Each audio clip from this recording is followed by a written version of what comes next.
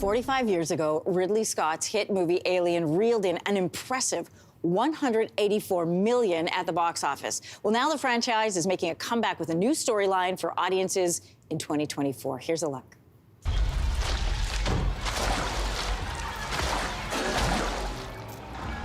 What was that?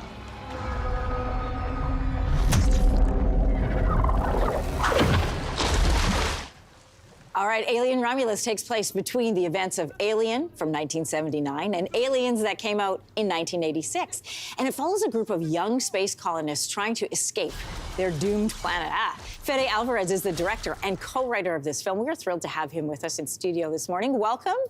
Thank you. You're still in LA time, so we appreciate you getting up early for me. I'm good. Listen, we have a lot of excited people on staff. Teddy in particular said, tell him he's one of the best horror directors in modern times. He's thrilled that you're here. Thank you. Tell us about, I know the timeline, but where does this story pick up? It takes place, technically it takes place between the first two movies. So between Ridley Scott, Alien, and James Cameron's Aliens. But the truth is, it's a standalone story. So if people haven't seen any of them, it's perfect. It's a great entry point for the story. And if you're a fan, you'll be that annoying guy in the theater going like, oh, this is from that movie, that's from that movie. Oh, I know this is where this is from. So it works for everybody. Really. So there's a few callbacks. How did you initially connect with Ridley Scott to make this film? And is there any pressure? I mean, you're a legendary director, but is there any pressure working with somebody like Ridley Scott? Yeah, there is, absolutely. I still remember the first meeting with him, and I was so nervous. And again, I've been working on this long enough that I met a lot of, really great filmmakers, but Ridley Scott it's just a different level. He right? made you nervous. What were you nervous about?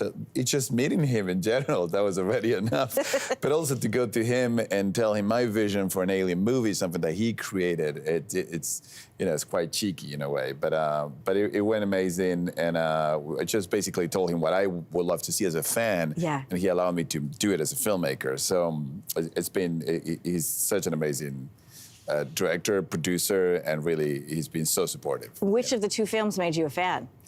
I think probably both together, because I was born a year before the movie came out, so it's more probably James Cameron's Aliens is the one that I watched when I was 12. I probably saw that first, and that took me probably the next day to go and watch Alien right away. And, those two together, at that time, it's impossible to not love. I love that you loved it so much that you've now created your own version of a film that you found about when you were a kid. The first two Alien movies from the 70s and 80s are iconic. Even if you haven't seen the movies, you know the scenes, you know some of the lines. What elements of the originals did you pepper through this film that fans are going to know and I mean, above all things, it was really taken back. About the elements, it's the creature, right? The creature, the xenomorph, the famous creature from the first film, the face huggers, which is scrawling guys. I mean, all the things we brought back. But not only also I went back to get people that worked on those original movies. You did? And they were in their early 20s back then, and now, they're the best at what they do. The same team that worked on that went to do Jurassic Park and all these classic creature movies. And we brought the same guys, we got them back together, kind of got the band back together to create the xenomorphs and all the creatures for our movie. And for me as a fan, there's nothing better than see all those guys working together again. I wish I could have seen you on set. That would have been pretty special.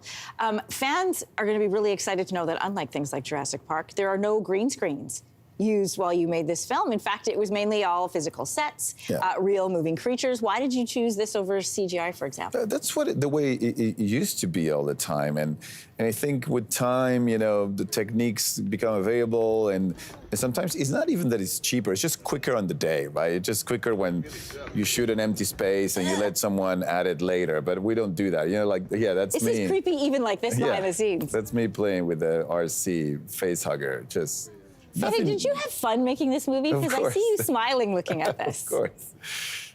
Nothing beats the real thing. Look at that. It's like terrifying. I like that you are terrified of your own horror movie. Of course, but it's like if I was a comedian, you wouldn't go like, write these jokes that I don't find funny, but I hope you do. No, it's the same with horror. It's the same. You got to create things that you find terrifying, and if it's scary, you hope that it will be as scary for other people as it is for you, right? Yeah, I want to tell you too, by the way, I saw the young star of this film, Kaylee, in Civil War. You can't take your eyes off her. She's so amazing. dynamic. Yeah. It'd be great to see her in this too. All right, Fede, thanks so much for coming in. Oh, thank you. Alien Romulus officially hits theaters August 16th. Make sure you go and see it. We'll be right back. Be pleasantly scared. Hey, thanks for watching. If you liked this, be sure to subscribe here, or you can check out more Your Morning videos right here.